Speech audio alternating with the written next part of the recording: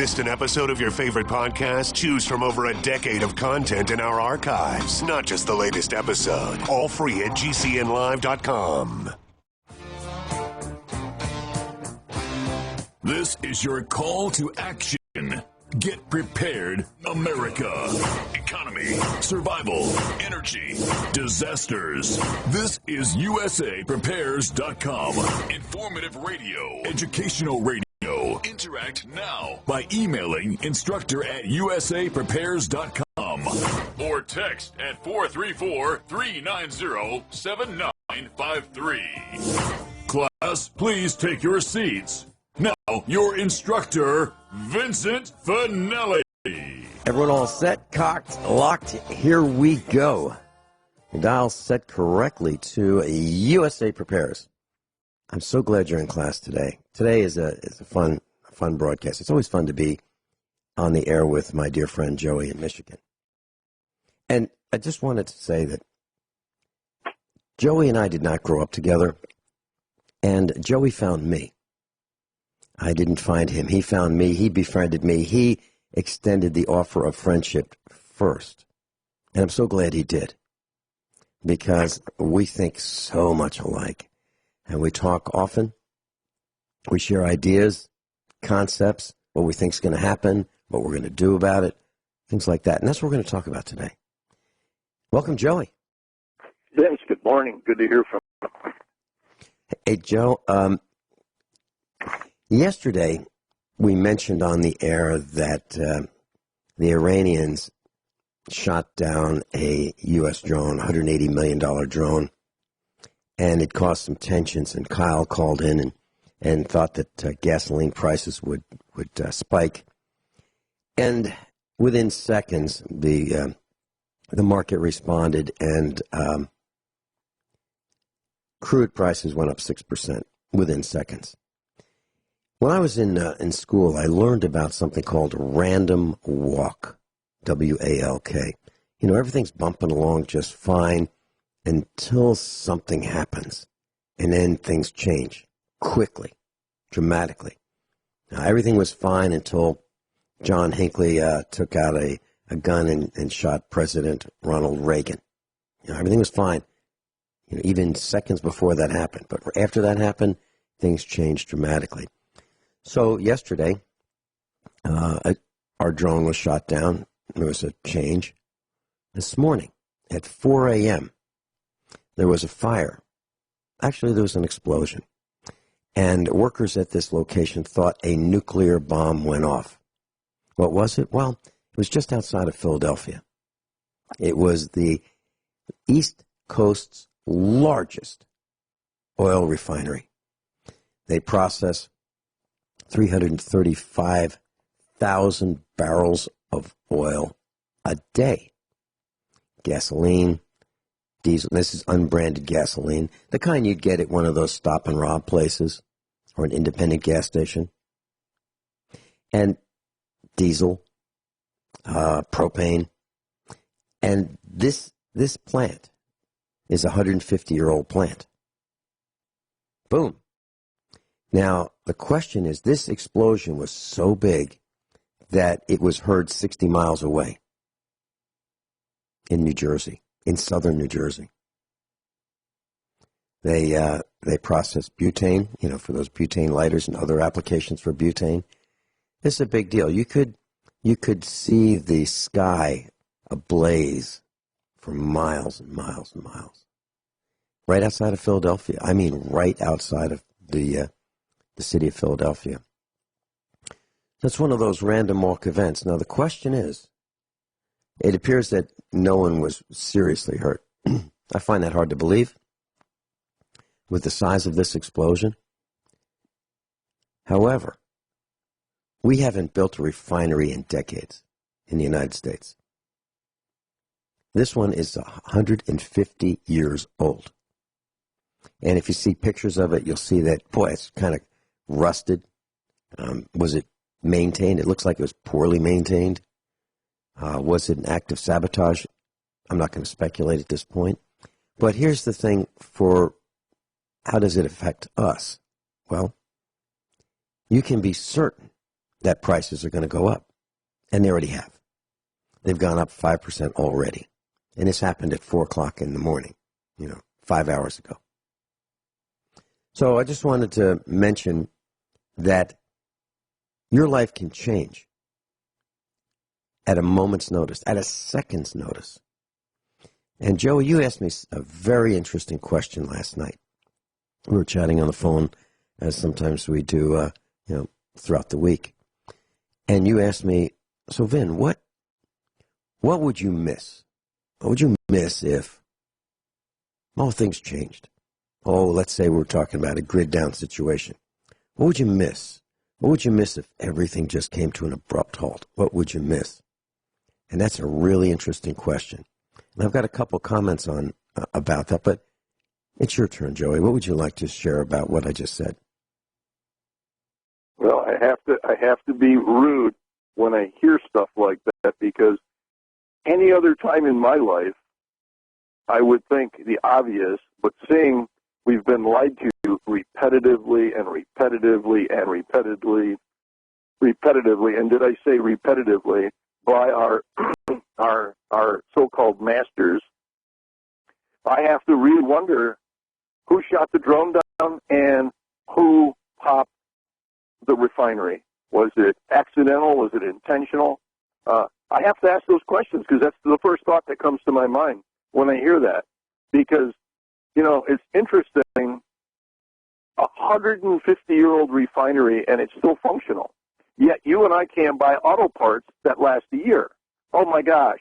Those parts that were built to build the refinery were built in this country, not in the cesspool called China, who's got built-in obsolescence, who's intentionally, they have to be intentionally weakening our, what do you want to call it, our complete inner structure. Everything that we use comes from China, just about. Tires, everything. So when you say that, and it was funny when you said why we don't have a refinery. I read an article a few years ago. It takes 10 years to go through the EPA just to make an application to build a refinery. 10 years. And the legal paper alone, when it's all said and done, they can build a refinery outside of the country in 1 year for what the 10 years of litigation costs to create a refinery. Now, not that I'm not really that smart, but I have a little bit of common sense. Whether you're polluting in the United States or you're polluting in, just say wherever. We'll use Mexico to be a great example. What is the difference? Except for here, theoretically, we have a lot more control over the type of toxins we emit. And I don't really think Mexico, or especially China or India, would even consider using the standards that we are using. And yet, wow, let's let them build there. Let's let them build more. Let's keep polluting China, and let's cripple this country. When I say it that way, what does the picture look like in your mind when I say that? Does that make sense to you, Vince? Of course it does, Joe. When I think of China, I think of this massive cloud of pollution that they've created, that it's just, a half a day or 2 days away from hitting us. It just circles the globe. And you're absolutely right. We think that it's okay for them to pollute the air, but we won't do it here. But we breathe the same air that they do. You're absolutely right. This explosion was a big deal. Yeah, it is. It's going to be, the ripples are going to be affected, I'm sure we're going to feel for the next 10 years. But, you talk about China. I read another article about China. As long as it took for us to become an industrial nation, like from 1900 to whatever it was, the amount of pollution we created in 80 years, China was able to create in less than 10, and nobody found that to be a fault.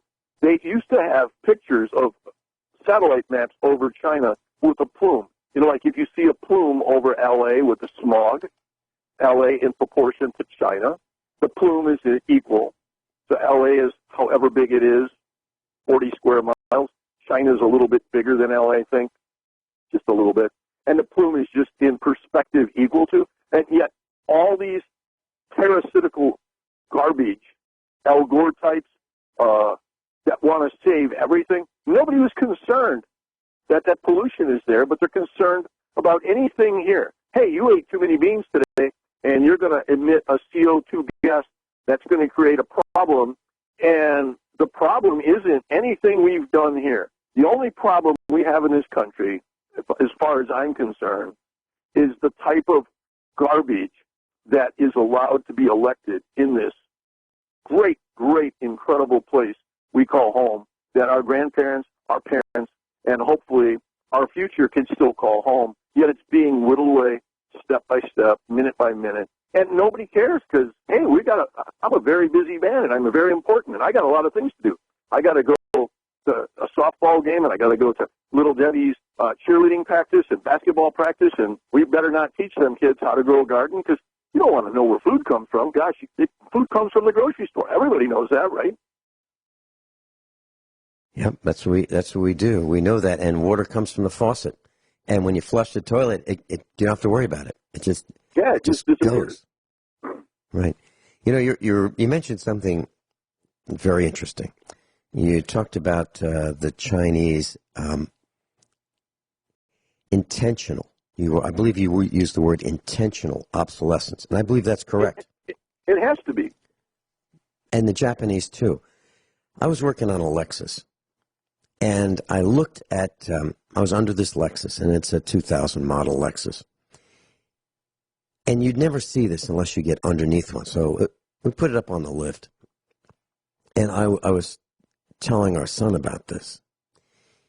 This Lexus has a plastic bumper that starts at the edge of the driver's front wheel.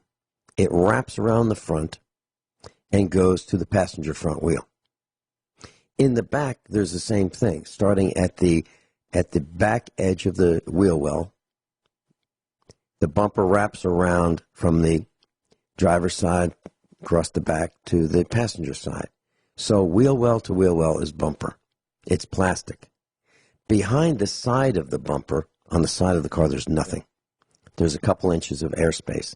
Nothing other than this thin piece of plastic. You know, the thickness of a ballpoint pen barrel. I'm not talking about the whole barrel. I'm talking about the plastic that is used in a plastic ballpoint pen. You know, maybe an eighth of an inch thick at the most.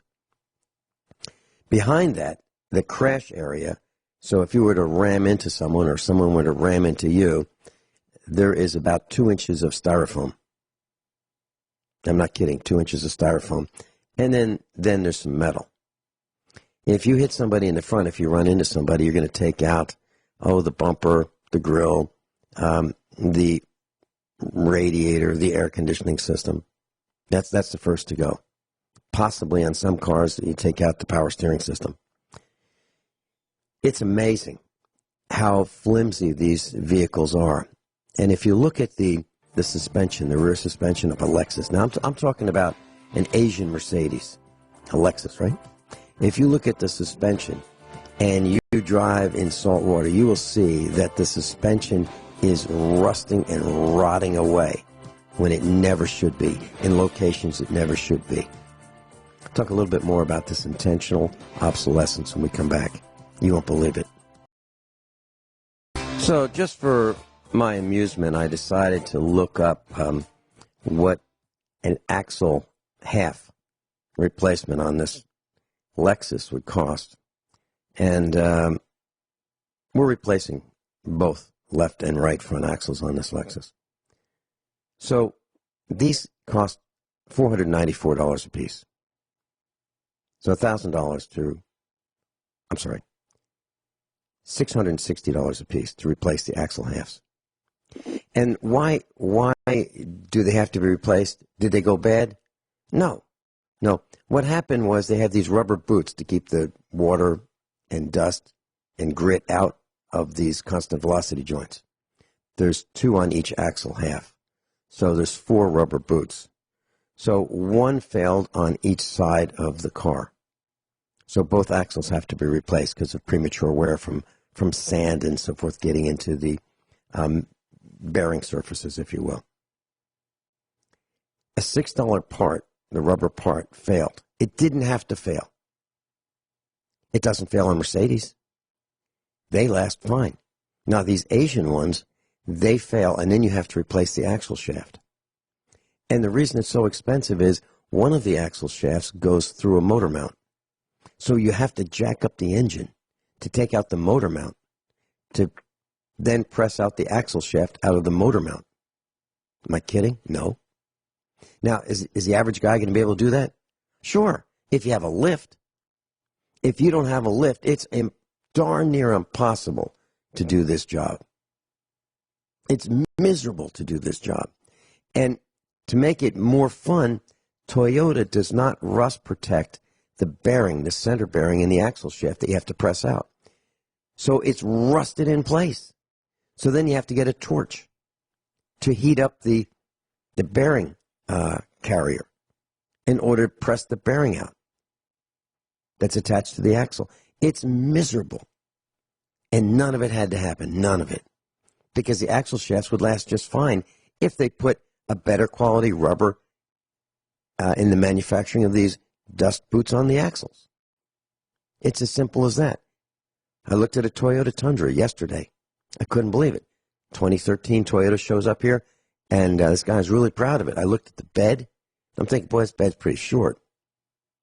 It's a foot shorter than a Chevrolet, Ford, or Dodge short bed. So you look in the cab of this Toyota and you go, wow, this is big. Yeah, because they took the space out of the bed. This is a pickup truck. Now, why would you want a pickup truck that has a small bed? Why? 6.5-foot bed's short enough. So if you have a Ford, Chevy, or Dodge pickup truck and you have a short bed, it's 6.5 feet long. If you have a regular bed like I do, it's 8 feet long. So I just have 3 seats, three bench seats,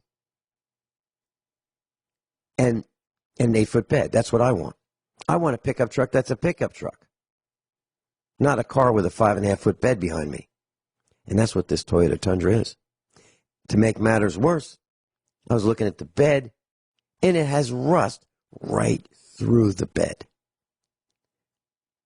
Joey, under normal circumstances, have you ever seen the floor of a truck bed rust through? Have you ever seen that? I've never seen that.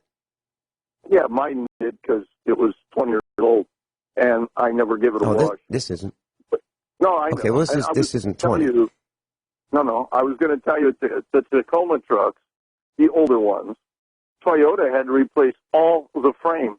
Now, which American truck do you are aware of, American pickup truck, has ever had to have the frames recalled and replaced because they rot out from under the vehicle?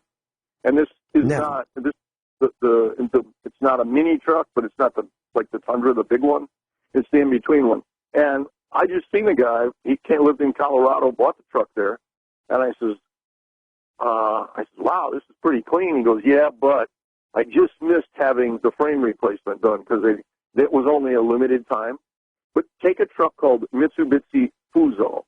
So the Fuso is an interesting truck. It's one of those, the windshield's right in line with the cab, and you sit there and you look out the front.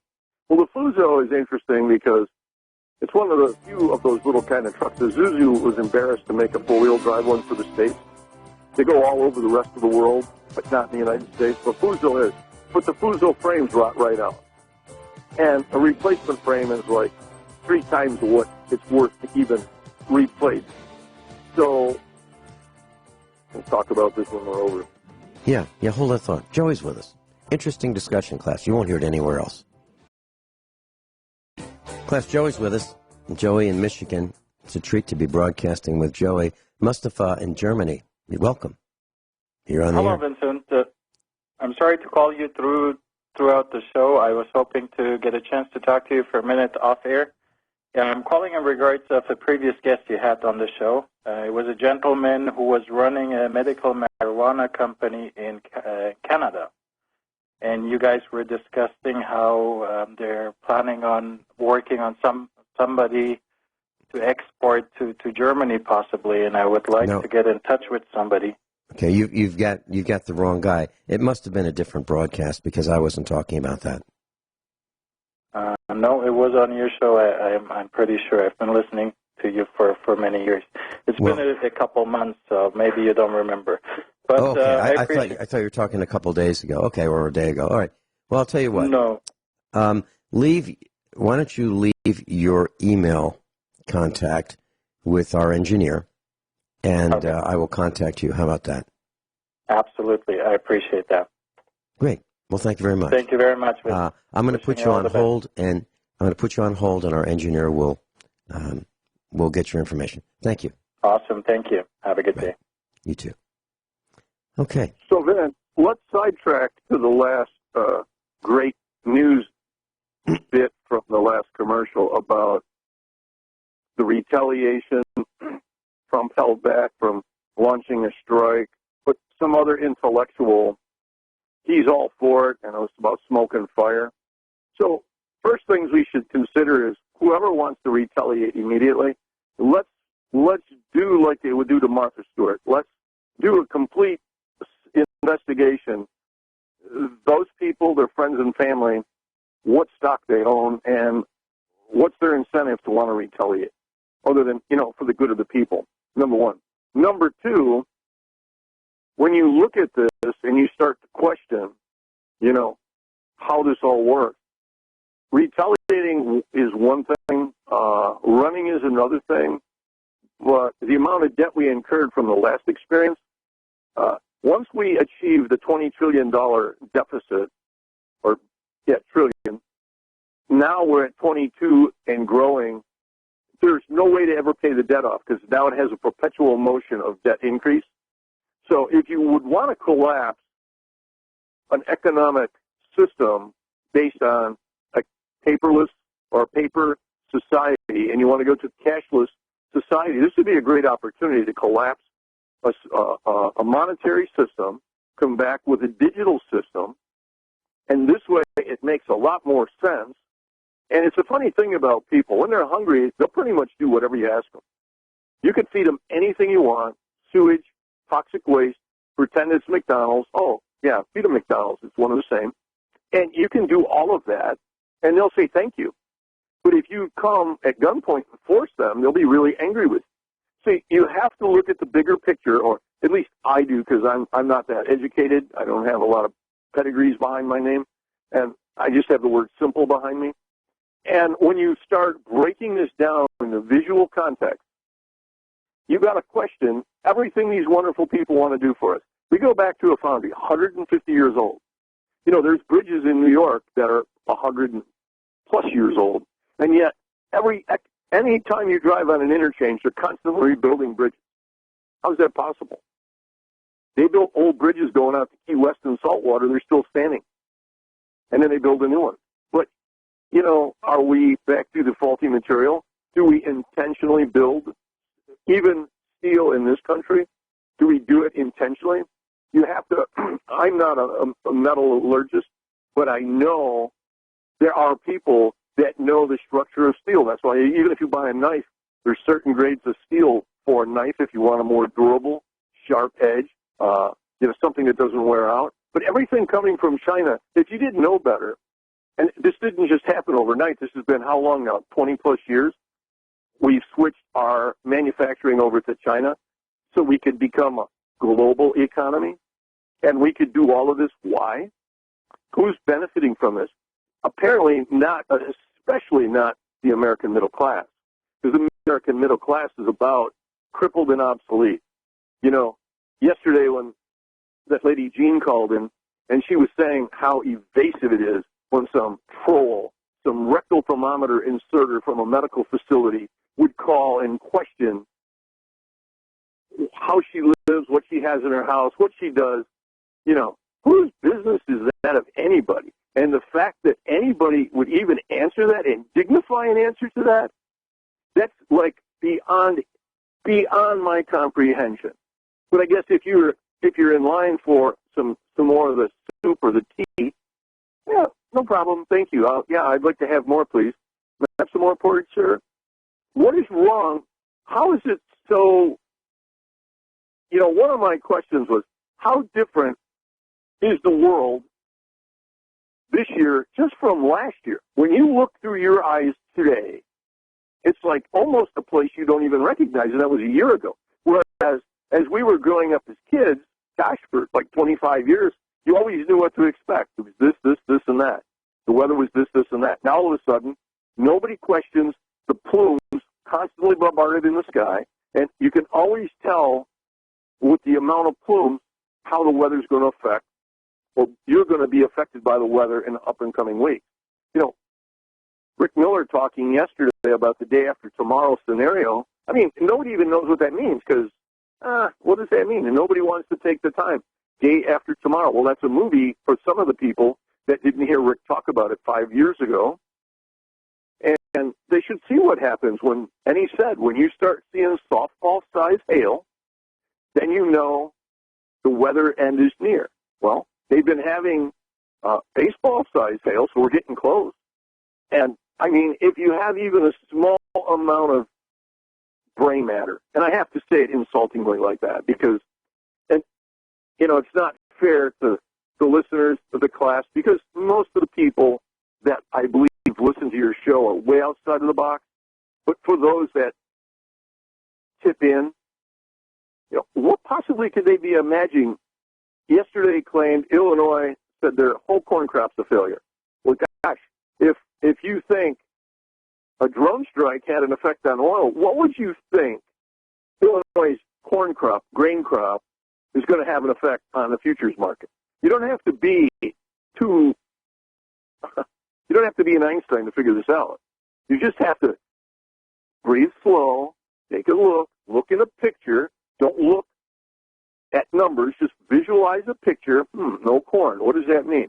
Does that mean what you're going to feed a chicken and a pig and a cow? That means your milk has to cost more, your cheese has to, your steak, your burger's got to cost more, your bacon, your sausage, your barbecued ribs, your Johnsonville little sausages, everything, your eggs, your chicken breast, your chicken in a can, your chicken wings at your football games, everything has to cost more because if the corn, and corn futures were up to already $7.57 or something for like 3 months out. That was before this news came out. That was like 3 weeks ago. So what do people think? Do they think? Because I mean, realistically, if you're seeing grain crops, and I've not ever been nervous about not having food. And if you look at me, you'd know that because I have extra pounds. But at the end of the day, I'm not nervous about myself. I'm nervous about the simpletons around me, the ones that, you know, they get a check in the mail and they rob Peter to pay Paul, or they get a government check and he still rob Peter to pay Paul, and they go to the fast food, and eventually you can't sell fast food for $1 anymore. Even though if you bought the same comparable food at home, it cost you $3 to eat the same thing. So how do you think this is going to play out? And the oil is one part of it. The food is another part of it. I watched that movie I told you called The Humanity Bureau with Nicholas of the Cage. And it starts out in the beginning, it says, because of weather problems, there was a food shortage, which led into a financial crisis, and the government didn't know what to do, so they created a Humanity Bureau. What a great idea. And H.R. 838 is very similar if you would read the bill, and I don't know what a Humanity Bureau is based on, fictitious television shows, but oddly enough, the movie came out in 2017. So that means they've been planning that movie for a little bit longer because you just don't write a movie in 6 hours. So obviously they didn't build all these resort towns and all these what do you want to call them, big box stores that could be remodeled into resort towns for your protection, of course. In case you're hungry and you don't know what to do, you can go to a closed Walmart and get food. And because, you know, we have seen, even with a limited amount of common sense that even you and I have this, we have seen all Big Brother has done and offered to us. I mean, as John Galt would say, get out of the way. Let us do what we do, and we can do it well. But you see, when you allow the dumbest, most ignorant, subhuman intelligence that is we're giving back to our people. They only give because what they're stealing, the money that they're receiving. I mean, you and I are giving today, we don't get paid for this. Wouldn't even consider getting paid for this. This is kind of like a service. And you know what? I don't even want to do this. I did this because you asked me to. I'm not really interested in wanting to help too many more people because, you know, at some point, you as a person, you have to stand up, take all your clothes off if it makes you feel good, and look in the mirror and say, what do I see?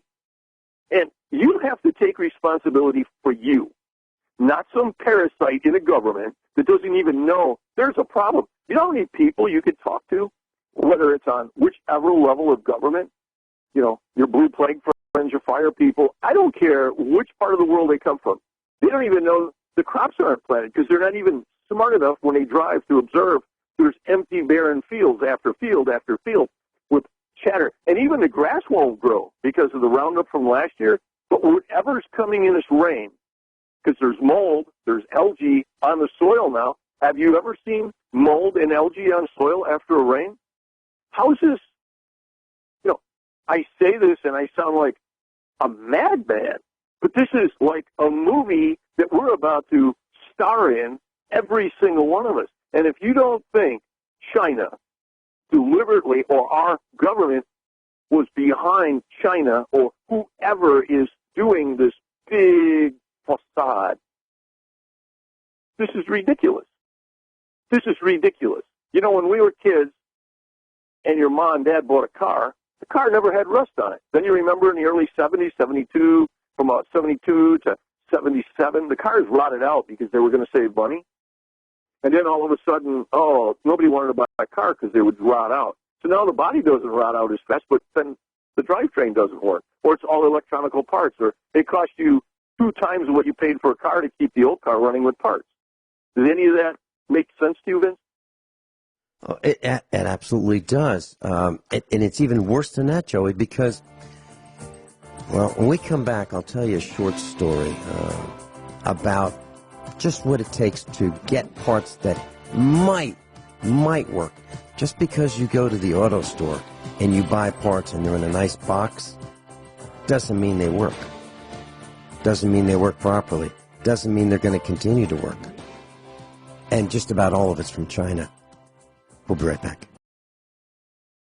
So, when I was selling auto parts back in the 1970s, behind the counter, there was a company called Victor. They made gaskets. There's another called Felpro. And they were both top-of-the-line gasket companies.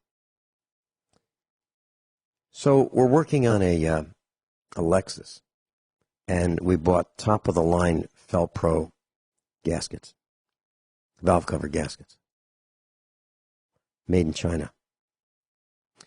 Spark plugs. If you want to get spark plugs for a Volkswagen, Porsche, Audi, Mercedes-Benz, BMW, German vehicle, you probably want to put Bosch spark plugs in them. Bosch spark plugs are top-of-the-line spark plugs. Used to be made in Germany. Now many of them are made in China. They say Bosch on them. Made in China. Most of the oil filters that you buy today, regardless of the brand name on the box, are now made in China for Mercedes, BMW, the Asian cars. No kidding. And there's a new phenomenon with it, just to show you how dumb we are. It used to be that when you changed the oil filter on a vehicle, and I'm talking like from the 1960s, 70s, 80s, 90s, what you would do if it was a spin-on oil filter, the wasteful American way where you have this can, and inside the can is an oil filter, and you just spin it on, and then when you go to change that oil filter, you just spin it off and throw it away. Rather than saving all that steel and looking at the long term, that's what the Americans do. But the Germans, what they do is most of the time they use a cartridge filter, and they have a heavy-duty housing that's part of the engine, and you open up a cover, you place an oil filter in there, and then when you change the oil, you remove the cartridge, and you put the new cartridge in, and you're only throwing out this paper filter, not the whole housing and the relief valve and all that. So now what happens with oil filters, the spin-on type? Well, let me tell you the way it used to be first.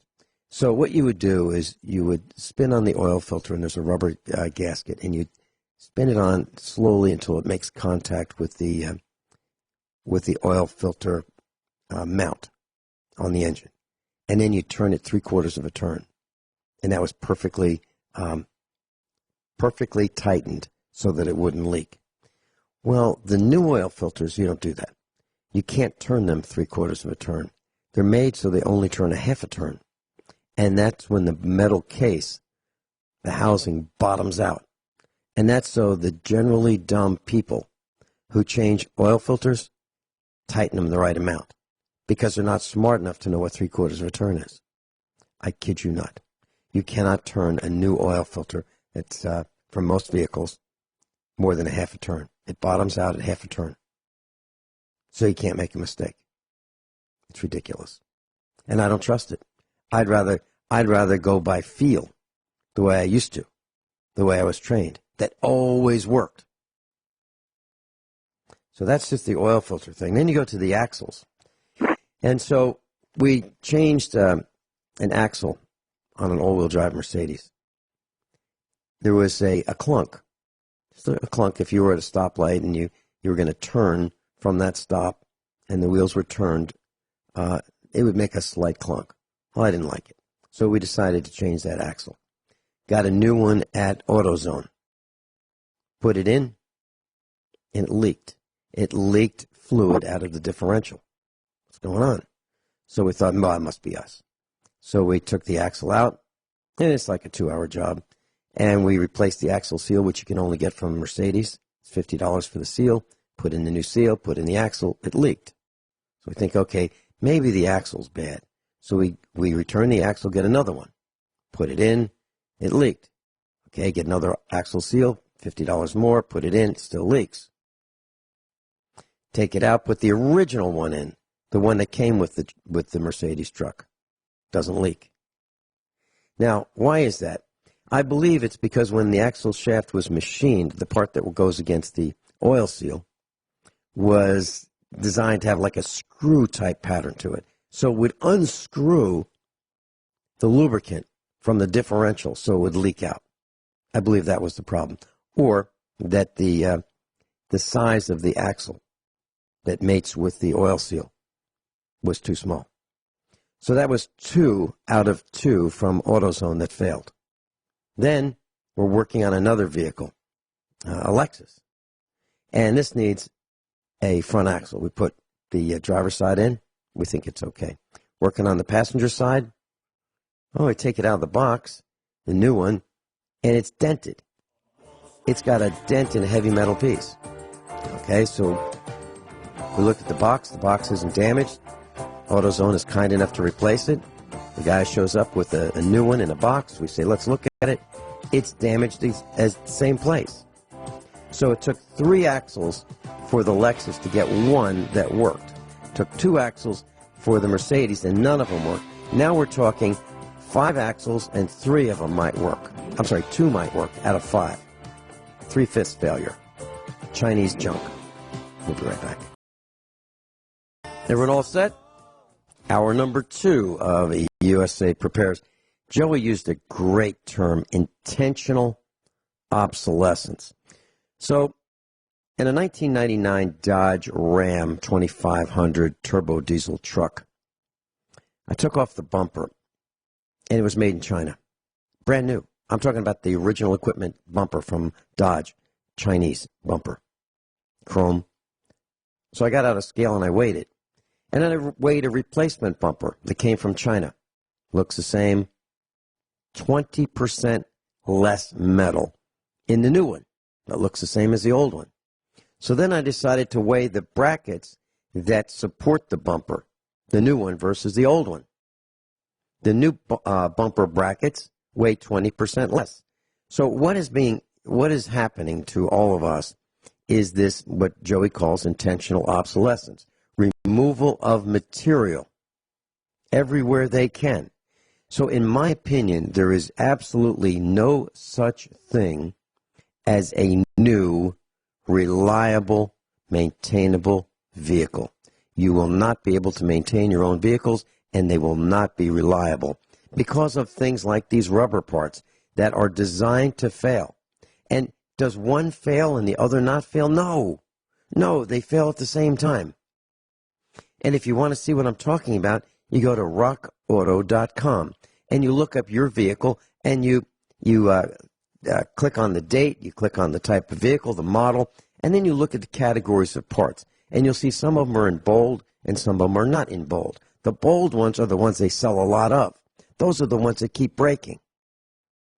And so you'll see that it's not just your water pump, or it's not just your wheel hub, or it's not just whatever it is. It's not just yours. It's happening to everyone. Joey, your thoughts? You know, Vince, you made a statement when you were taught how to put a oil filter on. Well, the problem is there's nobody to teach. I mean, you were taught in a time that doesn't exist anymore. I mean, what you were taught and the people that could teach you, they were, we'll call it two-dimensional, and now you're dealing with three-dimensional thinking as a visual comparison.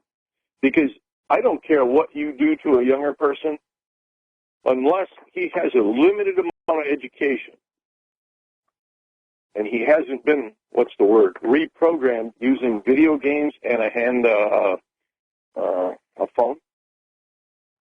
What else is there? I mean, you can't take and change that many people that fast unless there's a magic show involved.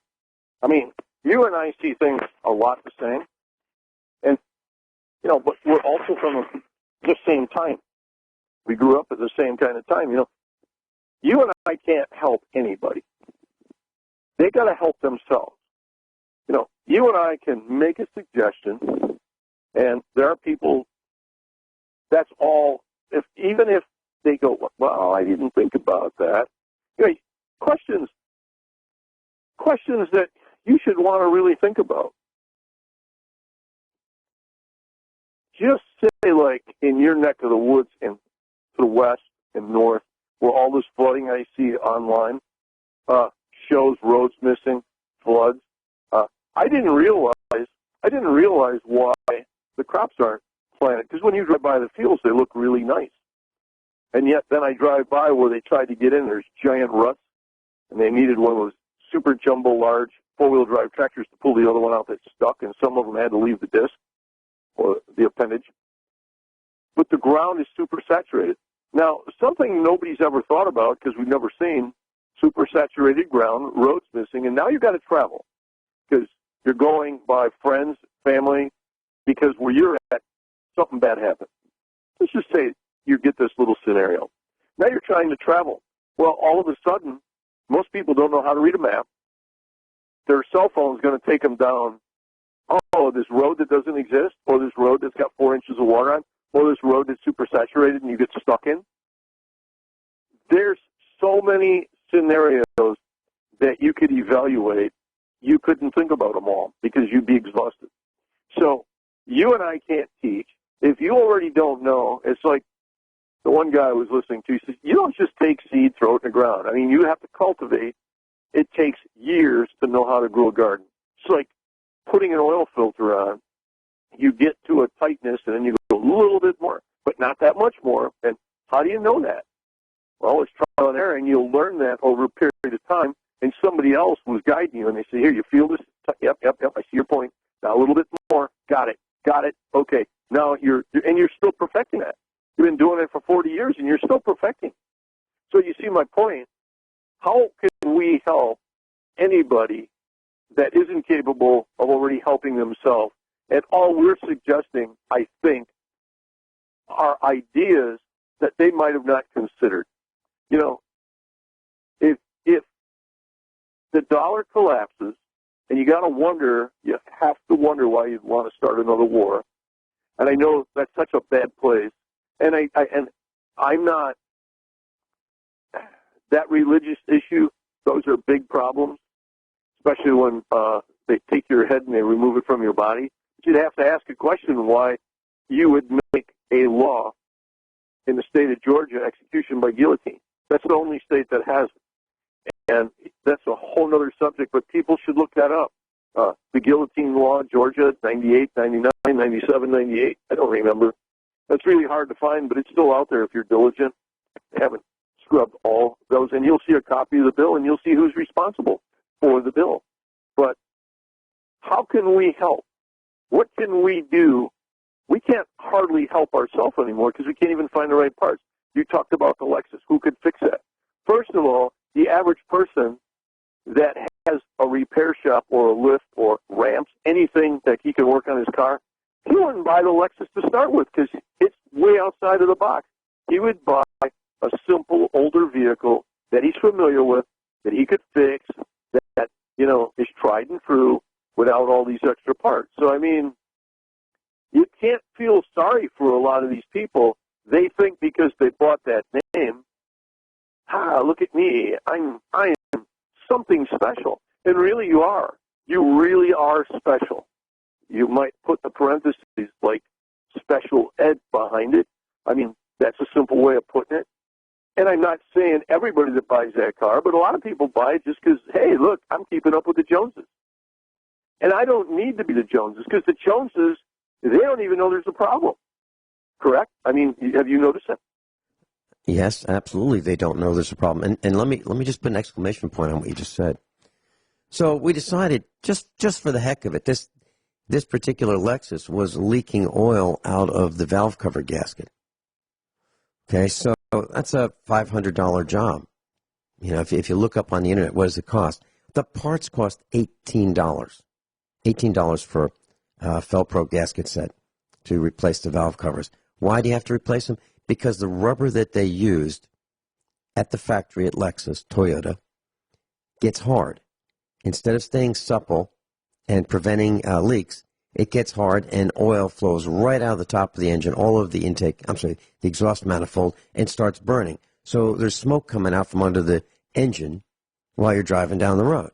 So that's a problem. And it leaks out the front valve cover gasket and the rear. So I held these rubber gaskets in my hand, and they crack and they crumble like crackers. It's ridiculous. Could they have fixed that? Of course. Ford, Chevy, Chrysler, they used to use cork rubber gaskets, and they lasted a really, really long time. So when we took off the valve cover gasket, we're looking in the engine, and it's full of sludge. Now, why is it full of sludge? Well, because it wasn't maintained properly. Why wasn't it maintained properly? Well, it was taken to the local guy, the independent mechanic shop, who's got maybe 20 bays, and they changed the oil. And are they putting the wrong oil in? What's going on? Why does this engine have so much sludge? Because obviously the wrong oil wasn't put in. But the guy who owned the vehicle thought, hey, he was doing a good thing. He's bringing it to this guy who does lots of business, has lots of cars in there, and yet the vehicle's not being maintained properly. So the whole point of that story is you can't trust anybody to change your oil, which is why for as long as I've been on the air, I've been saying you have to change your own oil. Because at least you'll know what went in it. At least. And why does the new oil filter only go down a half a turn? Well, because that way they can say, well, how much do you tighten the oil filter? Well, you tighten it till it stops. That's a half a turn. And you can't tighten it anymore. It won't go anymore. The only problem is the next time when you try to take it off, it's really hard to get it off. But we don't care about that because that's not us. That's the next guy that has to worry about that. We just have to worry about getting the new one on. And that's real easy because you can be a jerk and do that because you tighten it till it stops. You don't have to have any skill at all. Unbelievable. Unbelievable. Joe, you mentioned something last night and we were chatting. What would we miss? What would we miss if everything stopped? And how does it stop? Well, it could be a grid down situation. It could be a flood. It could be a superstorm. Whatever it is, everything stops. And so what would we miss? And I have a comment. I'd like to talk about that with you, but I have a comment to make. So I asked a similar question. At least to me it's similar. I asked at the meetup. For years, for 5 years. 5 years, I would ask this question. So let's do a fire drill. Friday night fire drill. What we do is we go to the breaker panel and we shut off all the breakers. Unless you have someone who's on oxygen and for some medical reason, if someone's going to die if you shut off the breakers, don't do that. But we said, okay, so under normal circumstances, you shut off all the breakers, except, you keep the refrigerator running because you don't want to lose the food in your refrigerator or freezer. And you just put some tape across the door handle so to remind you, don't go in the refrigerator. So at 6 o'clock, Friday night, after work, you get home at 5:30, let's say, 6 o'clock, you shut off the breakers. And you put some tape across the toilet flush handle, and you put some tape across the kitchen sink and the other sinks. So as if can't get to the water, can't flush the toilet, and can't go in the refrigerator.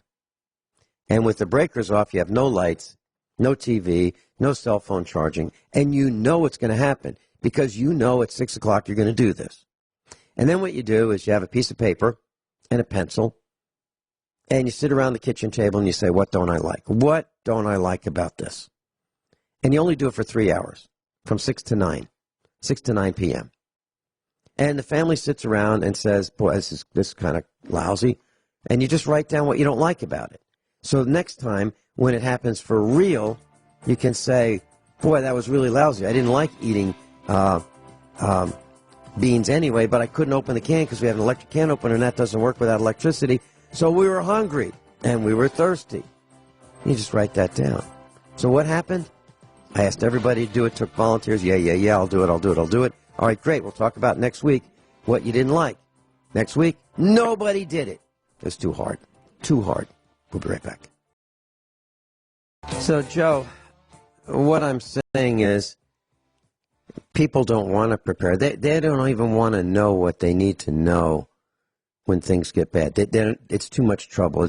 They wouldn't even sit around the kitchen table and talk about what it's like not having an electric can opener or not having the electric stove work or not having just the access to water. I mean, we take that for granted. We go over to the kitchen sink, turn on the faucet, and there it is. We do it all the time. But when there's tape across it, you go, oh. And how many times would those people who would be sitting around the kitchen table say, well, let me just get a drink of water. And then, oh, shoot, doesn't work. But they won't even do that. When you said we can't teach people, I think you're right. I think you're absolutely right. It's impossible. John Regan said it best when I asked him on the air, John, of all the seminars, of all the presentations, of all the radio, of your book, put it all together, how many people have you gotten to actually actively prepare for anything? And he said 0. And I think I'm batting the same score he is. Well, the beauty of your story is how are you doing? You had 5 years. The proof's in the pudding. When I went to your meetup, roundup, wrangle up, I got to meet all those intellectuals. And, I brought something simple to their attention because, of course, you wanted to make sure everybody fit right in, so you make them stand up and give a little speech. So I brought up the antennas, all the new cell towers that we're putting up. And this is 5+ years ago. I says, and my cell phone doesn't work any better. Well, I got a surprise for you. There's thousands of them now, even in my area, and my phone still doesn't work. And if I'm heading south and I go through a section of Indiana, there's towers out there now, and they still don't work. But, it's funny. I was thinking about it became a grid section. And, Nick Begich has the best story. The Angels Don't Play This Harp, his book. And it was all about creating weather patterns with the harp antenna up in Alaska. Well, now you don't need to use harp because they said, yeah, we sold it to a private company. It's privately owned. We can't, or it's not a government agency. But you don't need the harp anymore because you have harp on every street corner.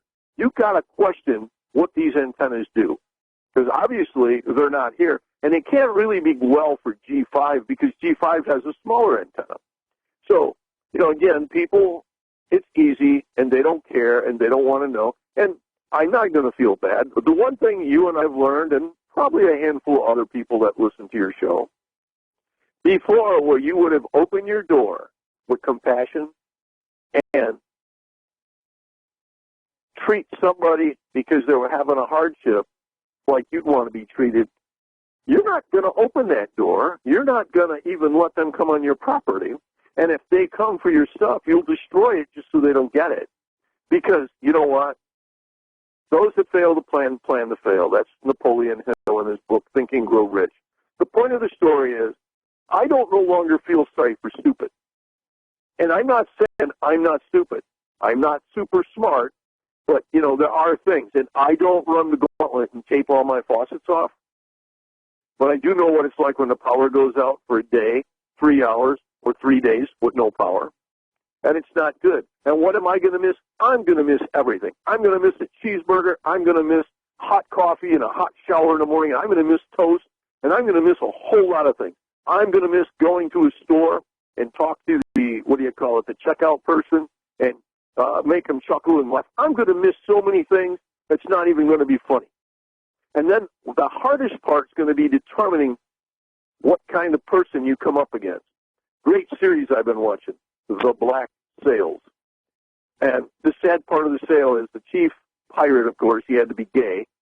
And they got to bring all that. And I see Dick Cheney's daughter, I think she's gay. I see she's now a statesperson, and we have to not show our weakness because we have to create our system because we are like my father and my family, and we have to steal from the people. But the end of the story is real simple. We are still not learning, and we still allow ourselves to be bullied by this garbage. I've got a comment to make about what you just said. I'm not talking about the gays. I talked about that for a while, but now something else. When we come back, Joey's with us in Michigan. Joey's with us, and Joey, I wanted to make a comment on something you said, and you're right. I've decided that I don't want to help as many people as I was willing to help before. Now, there are those who, they're an exception to this, and they know who they are. However, those offers, hey, if you need any help, just, stop over. They expired. They expired last night. I'm not kidding. Exactly what you said, Joey, and I've been thinking about this. I've been offering to help people. Why? Why am I doing that? Because it seems like it's a one-way street. It's just they take and I give. That's over. Absolutely over. So all of those offers to people who are takers, they've all expired last night. No more offers. Don't show up. Don't show up at our house because I can't help you, and I won't. And doesn't that sound awful? Doesn't that sound like something a millennial might say? Well, I've learned this. I've learned this because I asked the people at the meetup, hey, and I would say this like every 3 months, when things get bad, how many, raise your hand if you feel that you'll help other people. Raise your hand. So if one of us here at the meetup has a problem, how many of you will help the others? Or one other? All the hands go up. But then they throw Dr. Shealy out of the meetup. He's the one who helped people almost the most, if not the most. And then when they're done throwing him out, they throw me out. I can't believe it. So that's why there's an expiration on this. It's not like I've decided to be like corporations and change the rules. No, they showed me that this is the way they are, so I just think that I should respond in kind. I was invited to one of our instructors' houses, and she said, so would you take someone in who needed help? And then some people said, well, if they're Christian. Since when does that enter into the equation? But it does to some people. Didn't enter into the equation for me. Some people thought that, it depends on what color they are. That didn't enter the equation for me. To me, it's the content of their character. Are they willing to participate? Because at my house, it's going to be a dictatorship. I'm in charge. I'm in charge because I built it. I'm in charge because I know more. I'm not bragging. I just do. And why do I?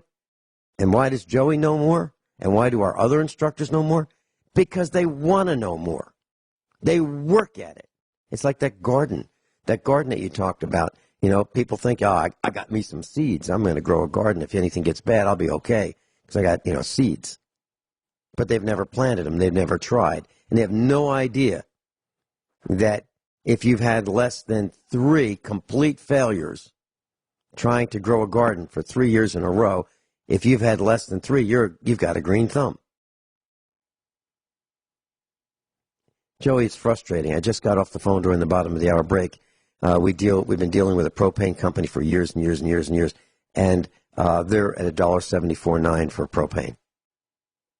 So I just did a search. I looked in a local area, and I just called anybody. I called anybody.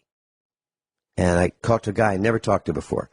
And he said, well, when do you need it? And I said, well, not necessarily today or tomorrow.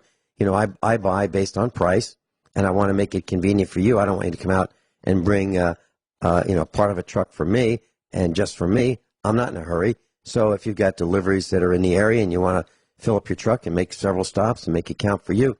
He said, well, that's great. That's the best way to do it. I said, how much? He said $1.39.9. Wow. Well, the guys that I've been loyal to, they told me $1.74.9. Guess what? I'm not loyal anymore. What do you think, Joey? Vince, it's like the story I told you at Home Depot when I went to buy a tool because they had a Father's Day flyer, and I went to the store and couldn't find the flyer. And I asked the girl at the counter, yeah, it's over there. Over there? Yeah, over there. I said, okay. I get over there. Oh, no, it's aisle 13. I said, oh, somewhere else than over here? Yeah. And I said, I think I'm good. I said, what's your name? And then I got, on the way out, there was another guy. He said, no, that sale's over. Then I get the other girl. Did you find it? I said, no, I didn't. I said, but thank you. I said, what's your name? Oh, she's so proud. This is my name. So he says, by the way, what's your store manager name? So as a courtesy, I called him the next day. I told him my problem. He goes, so what do you want from me? I said, excuse me? Yeah, I said, what do you want from me? I said, I don't know. I go 40-some miles each way to talk to illiterate people that couldn't find a flyer. And he says, yeah, it was over yesterday. I said, okay. I says, what would you want if you were me? And he says, I would want what you want. But I can't just give everybody that comes in the store and can't find what they want. I says, I couldn't find what I want because you didn't have people smart enough to help me find what I'm looking for. And I says, I wasn't going to spend $50. It was a couple of $100. I says, but obviously, he says, you don't understand. Retail's changed so much in 30 years. I says, retail's changed a lot in 1 year. I says, the problem you don't understand is I can spend my money anywhere I want. And I says, I think you went above and beyond any of my expectations. I says, you probably are not doing this store credit anymore. So I left. He says, we're done talking. I didn't leave. We're done talking, and I hung up on him. So then the following day, I happened to be driving by a store in the opposite direction, 40 miles. And I stopped in, and I was looking, and here they got a stack of flyers. And the flyer ended that day, not when the guy said it 2 days earlier. And then I see if you buy this toolkit, you get this tool for free, which is kind of the tool I'm looking for. So you see about loyalty, there is no such word loyalty. And your friends and your family are probably not even loyal, especially, well, it depends which family. It could be very close because I don't care what anybody tells you. I don't care what anybody says. I assure you of one thing I've learned, and I think you've learned from your roundups. When it gets hot and you're hungry and you don't have water because nothing works, you tell me how that's going to change. What about me? I used to talk to you. I said, really? I said, how wonderful. I'm your friend. I said, yeah, I seen that. I know. The more I gave you, the more you come around. When I quit giving you, you didn't come around. And it's not a problem. Those are all cheap. Those are cheap, whether it costs you $20 or it costs you $500. Can you imagine when your life is in their hands and your life is in their hands and they get mad at you? Wow. And you have maybe some food and they come for some. They decide they want it all because you're selfish. You're mean because you are actually ignorant and you didn't go on a vacation and you saved up for a rainy day. What is that, the ant and the grasshopper story? And, it's not a problem. And like I said, it's funny what some people come up with because they have two types of food. I didn't know. You have your food and you have the gifting food. That way, it's not a problem. And everybody can read in between whatever they'd like that to be. But point of the story is we haven't even seen the beginning of the abyss, let alone falling into depths of despair, and the people are already unraveling. And hey, have a nice day. Nobody's going to be mad. I'm not going to be mad that you went on a vacation or you bought a new car or you bought whatever you bought, the big TV, the couches, and you didn't like them, and a week or two later, oh my, this is so uncomfortable. I'm going to buy new ones. And you try to sell them on an internet site for what you paid for them, and nobody even wants to give you 25 cents on the dollar because they don't really like what you bought. Nobody cares. And at the end of the day, the only purse you have to worry about, again, is you. And I never had that theory before. It was very difficult for me to get to this place. In fact, I have internal strife thinking that I would want to help somebody. And I don't mind helping anybody that's willing to help themselves. But there's so many deadbeats today that have expectations. They know that because they're here, like you say, they have entitlement. And I don't have entitlement. And gosh forbid if I was the guy that actually created a hardship for myself to ensure an extra couple of days of pleasure for myself in the future, whether it's a month or two of food because there is no food. Why should I want to share my food with you when you wanted to go out and have a $50 dinner and leave a $20 tip because you were a big shot, and have a glass of wine or a drink with a little umbrella in it? And it's okay. You should have that. I'm not telling you not to, but please, because you did that, when you come by me, don't think I should have to reciprocate. And things nobody thinks about, again, wherever you live, you may not have the opportunity to stay there because of all kinds of issues, weather, pollution, a power cooker that didn't have the proper power and it melted down and you have to leave. You're going to end up in someone else's backyard, and it's going to be hard. And it's getting harder every day for me to feel this way because I'm already learning, why do I want to help somebody? So if I become the refugee going to someone else's backyard, why and what is their incentive other than steal all my stuff, whatever I have, whether it's an extra pair of clothes and a jacket or a bag of food? What's their incentive to keep me and allow me to hang on with them, get in their lifeboat? What is their incentive? How? And they don't know you. You may just happen upon an area. And, when you watch some of these goofy pandemic movies and people come, the first thing they do is barricade the end of the town. No, we're not. You can't stay here. Yeah, but we don't care. You can't stay here. We don't know if you're sick. We don't know this. Nobody thinks about that. And can you imagine the stress, the mental anguish, the fear, the confusion that you're going to be radiating at that moment in time? And fear is an amazing thing because you'll do stuff out of fear you normally wouldn't do, or at least I think that's common. And all those wonderful people at the roundup that most of them couldn't get out of their way if a shopping cart was coming down the hill at them. But, hey, they had a place to go. And what a selfish guy you were, Vince, to give up, the hour each way to that little meeting, and then the 2 or 2.5 hours between your prep time on the way there and making time to go. And then when you got there, you bought some kind of food because you felt obligated to the restaurant to spend some money for them offering the area of their place for you people.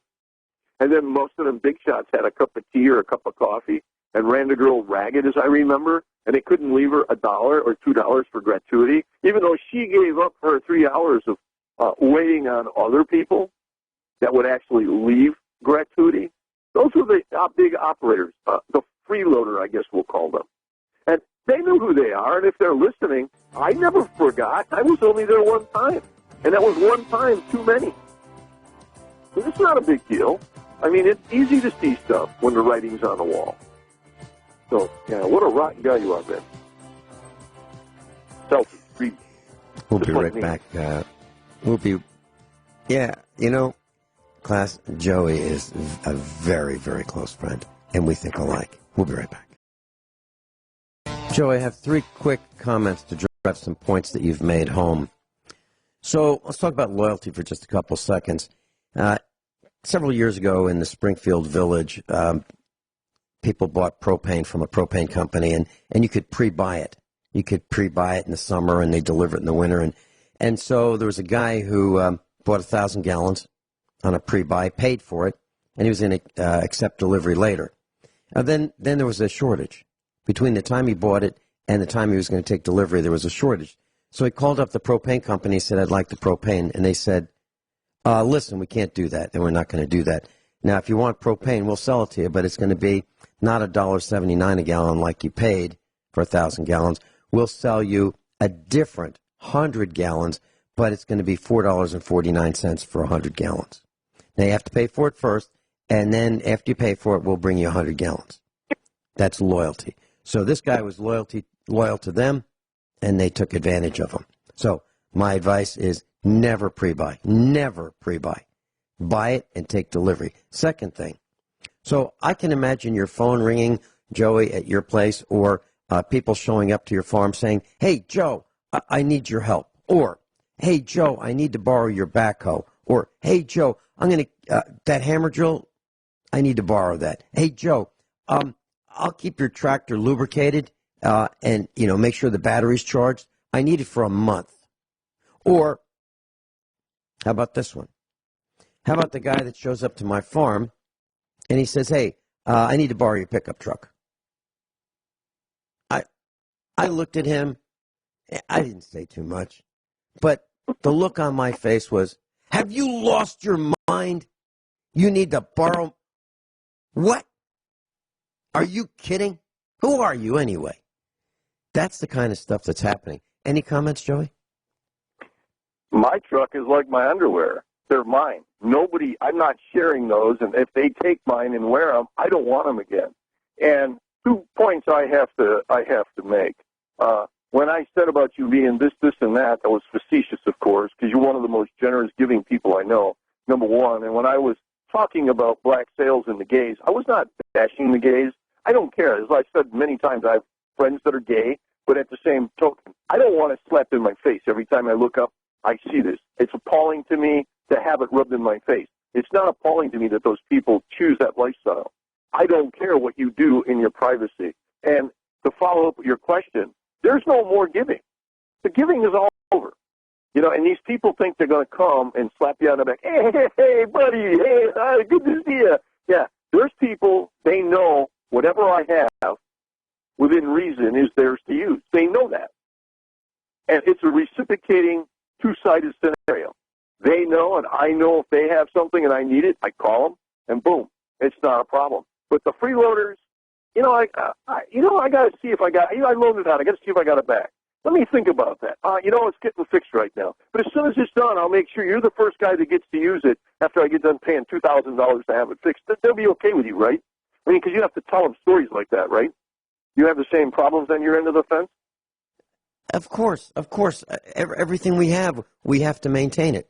There was a guy in Virginia who said, tell you what, if you buy a tractor, we'll both use it, and I'll pay to change the oil. Oh, he's too generous.